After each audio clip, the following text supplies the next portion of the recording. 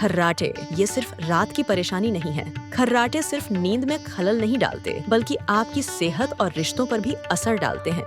थकावट, चिड़चिड़ापन और स्लीप एपनिया का खतरा।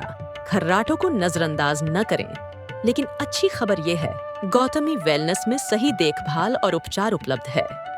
हमारे विशेषज्ञों की मदद से बेहतर सांस लें, सोएं गहराई से और जिएं सेहतमंद जिंदगी। आज ही अपनी फ्री खर्राटे जांच बुक करें।